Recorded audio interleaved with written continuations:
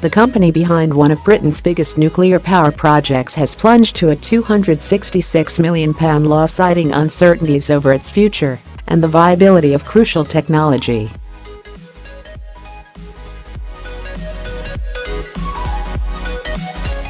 Japanese firm Toshiba said the huge loss incurred by one of its UK subsidiaries was due to writing off hundreds of millions of pounds of investment in the proposed Moorside plant in West Cumbria.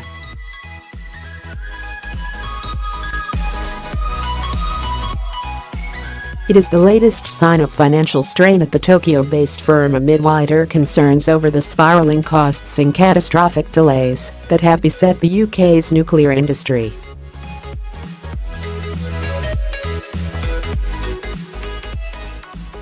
Britons were last week supposed to be cooking their turkeys with power from EDF's nuclear plant at Hinkley Point in Somerset, which is now not expected to be in use for another decade.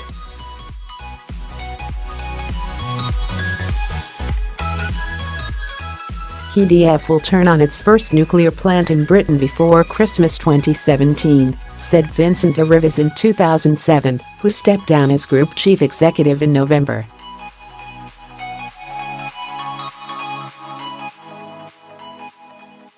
It is the moment of the power crunch. Without it, the lights will go out. It was envisaged that new nuclear plants at Moorside, Hinkley Point and Wylfa in Anglesey would between them generate a fifth of the UK's electricity.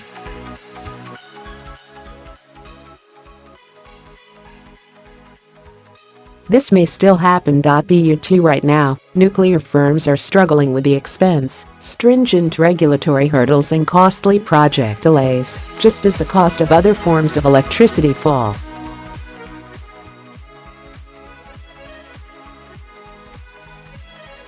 Toshiba won the contract to build the nuclear power plant at Moorside, on land next to the Sellafield nuclear fuel reprocessing site.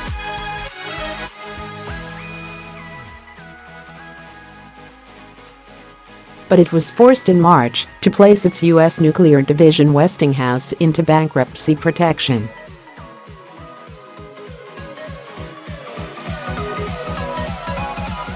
Last month, it said it would sell Westinghouse for £4 billion. Troubled Toshiba is now in talks to sell its interests in the Moorside project to Kepco, majority owned by the South Korean government.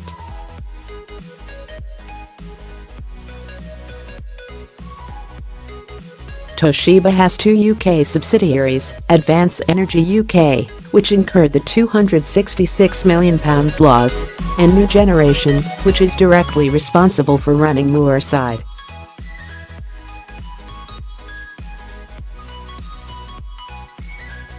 With a cloud of uncertainty over the project, the Japanese firm has admitted in reports issued by its UK subsidiaries, the directors do not know whether a sale of the shares of New Generation will be completed nor how any successful bidder will frame the deal.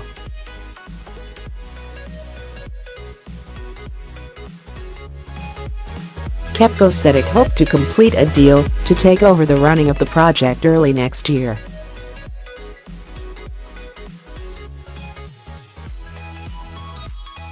Uncertainties are understood to include the use of Westinghouse's AP1000 reactor. Approval for use at Moorside was first sought from UK regulators in 2011.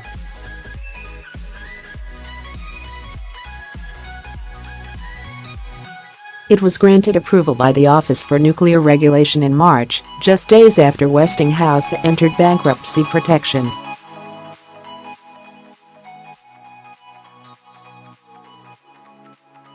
Should Kepco decide to ditch the design and use its own, the project would likely be delayed for years until a new design is approved.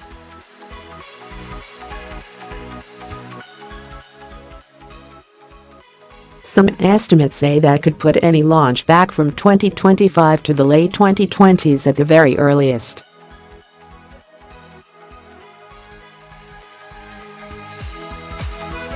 The whole thing is a mess, said Martin Forwood of Campaign Group Core, which opposes the Moorside development.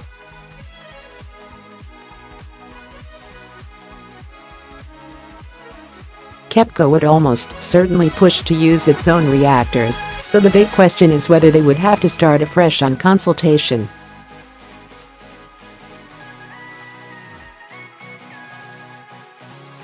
A lot of people around Moorside believe it will never take off. Forwood said the costs of other forms of renewable energy are falling and energy storage systems are being developed.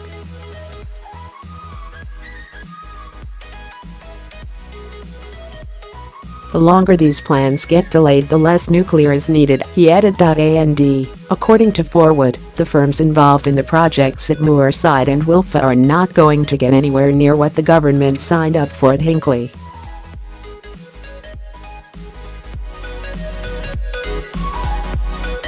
The House of Commons Public Accounts Select Committee last month said there had been grave strategic errors awarding French government-backed EDF the Hinkley Point contract.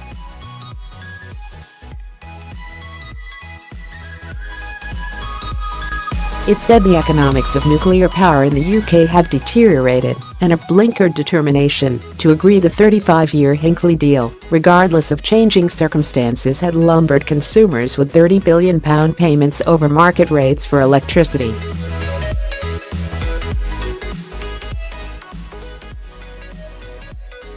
Hinkley is officially due to switch on by 2025 at the earliest, although 2027 appears more likely.